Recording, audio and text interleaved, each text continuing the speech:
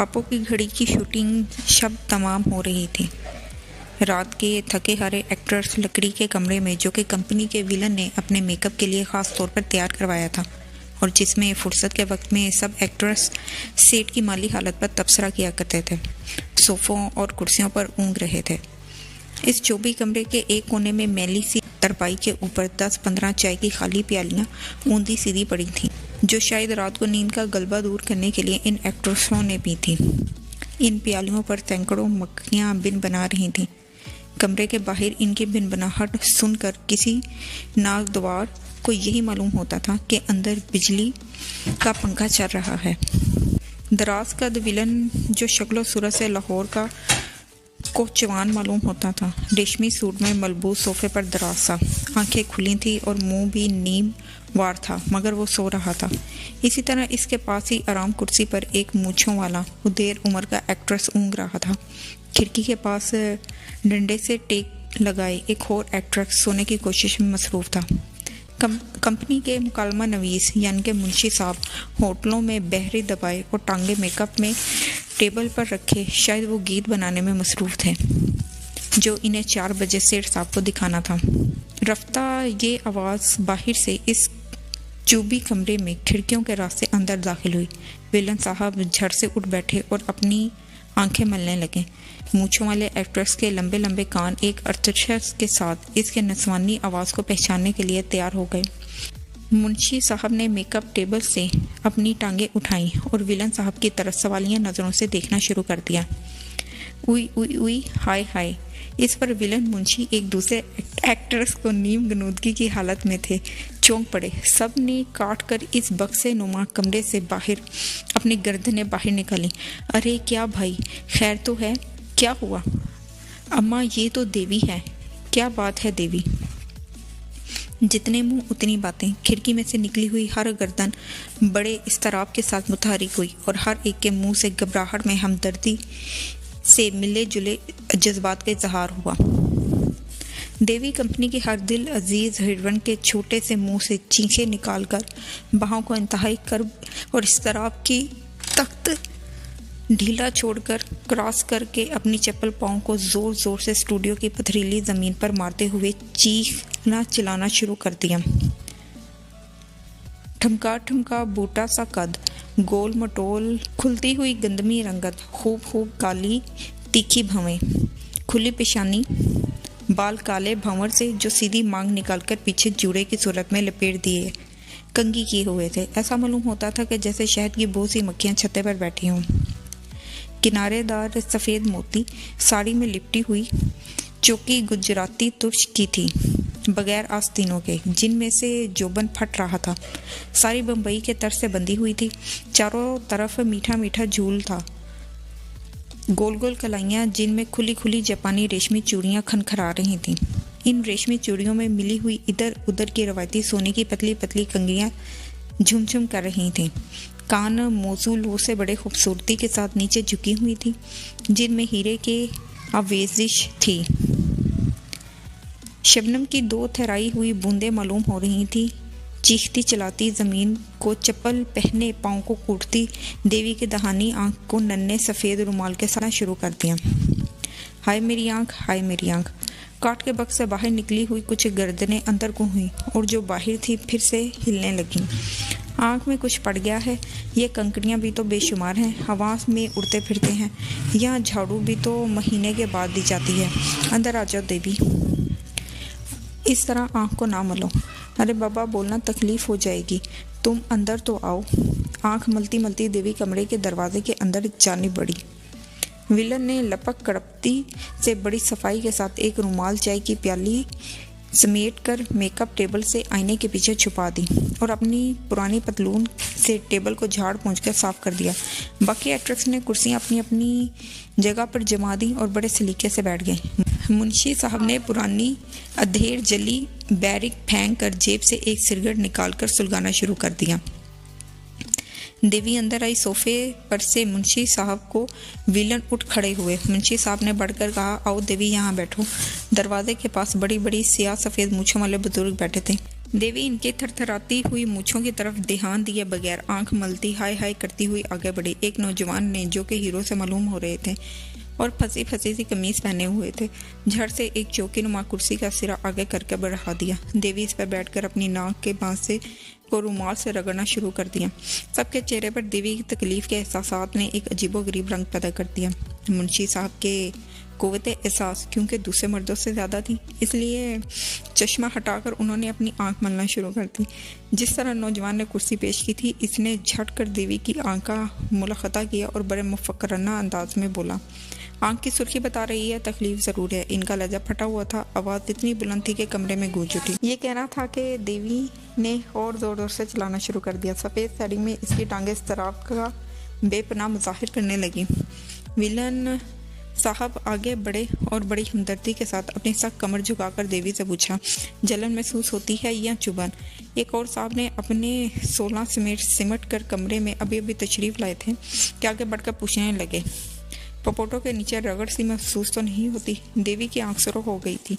पपोटे मलने और आंसू की नमी के बायस मैले मैले नजर आ रहे थे। लाल लाल डोरों की झलक चक में से गुरूब आफ्ताब के सुरख सुरख मंजर पेश कर रही थी। दाहिनी आंख की पलकें नमी के बायस भारी और घनी हो गई थी, जिससे इनकी खूबसूरती में 4 चांद लग गए थे।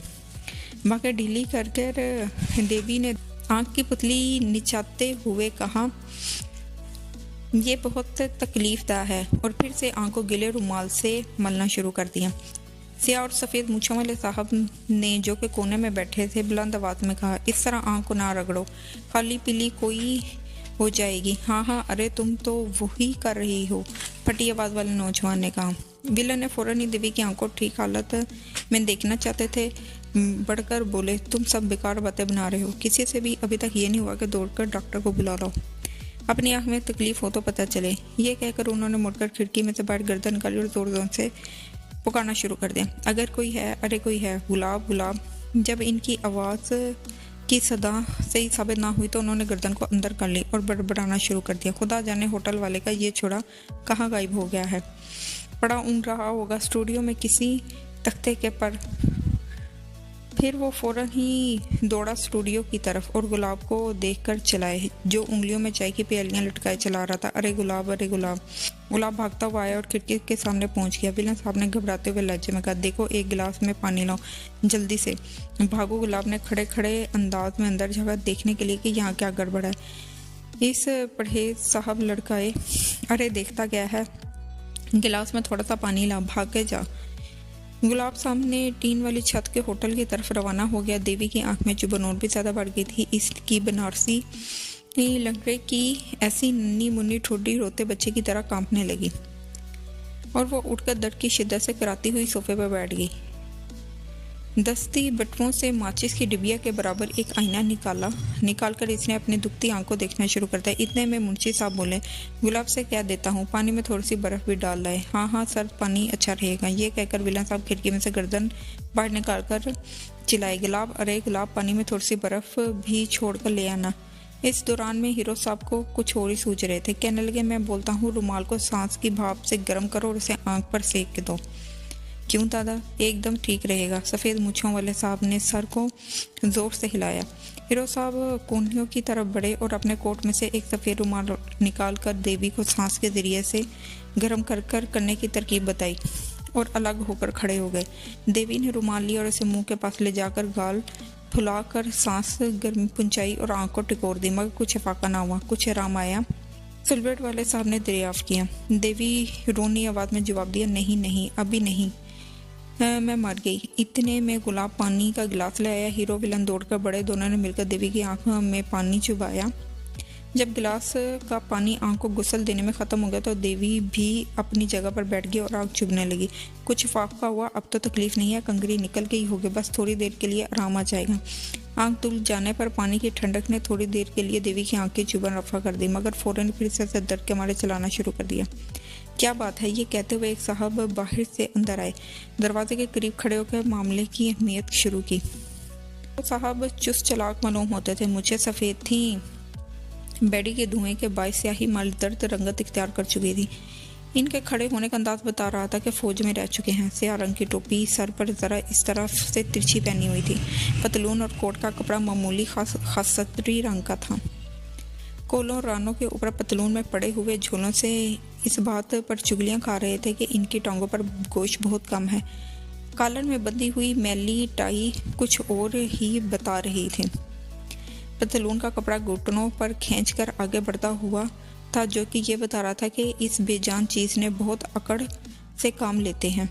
गाल बुढ़ापे के बायस पिचके हुए थे, आंखें जरा अंदर को दसी हुई थी, जो बार बार शानों की अजीब जुम्बिश के साथ सकेड़ ली थी। आपने कांधों को जुम्बिश दी और एक कदम आगे बढ़ाकर कमरे में बैठे हुए लोगों से पूछा, कंगर पड़ गया है क्या? तो जवाब देवी की तरफ बढ़ाया। हीरो और विलन जो कि एक तरफ से हटने का इशारा करके आपने कहा, पानी से आराम नहीं आएगा। खैर रुमाल है किसी के पास? निफ दर्जा रुमाल इसके हाथ में दिए गए। बड़े ड्रामाई अंदाज में आपने इन्हें पेश करके रुमालों में से एक मुंतखब किया और इसका एक किनारा पकड़कर देवी की आंख पर हाथ हटाने का हुक्म दिया। जब देवी ने इनके हुक्म की तामील की तो उन्होंने जेब से एक मदार के अंदाज में एक चिंबी बटवा निकाला और इसमें से अपना चश्मा निकालकर कमाल अंदाज पर नाक पर चढ़ा लिया। इस चश्मे के शीशों में से देवी की आंख का दूर से ही अकड़कर मुआयना किया। फिर रफ्तन फोटोग्राफी सीबी फुर्ती दिखाते हुए अपनी टांग चौड़ी की और दोनों ने अपनी पतली पतली उंगलियों से देवी के पपोटों को खोलकर ऐसे जैसे फोटो लेते हुए कैमरे का लेंस बंद कर रहे हैं।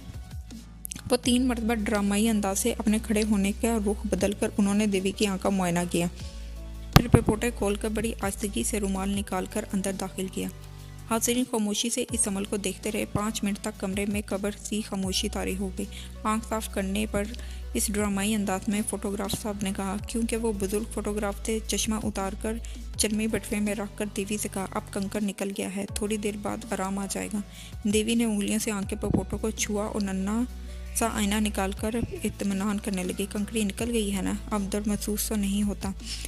साला अब निकल गया होगा, बहुत दुख दिया है इसने। देवी अब तबीयत कैसी है? ये शोर सुनकर फोटोग्राफ साहब ने कंधों को जोर से झंझश दी और कहा, तुम सारा दिन कोशिश करते रहते मगर कुछ ना होता। हम फौज में 50 बरस भाड़ कर नहीं झोंकता रहा, ये सब काम जानता है। कंकड़ निकल गया है, ये सिर्फ जलन बाकी है, वो भी दूर हो जाएगा। ये बातें हो रही थी कि देवी जो कि आईने में रोनी सरो बनाए अब इत्मीनान कर रही थी, यकायक मुस्कुराई और खुलकर हंस दी। 24 कमरे में मुतमन तारे बिखर गए। अब आराम है, अब आराम है, ये कहकर देवी सीट की जानिब रवाना हुई और होटल के पास अकेला खड़ा था और सब लोग देखते रह गए। हीरो जब सोफे पर बैठने लगा तो मुंशी साहब की रान नीचे दब गई।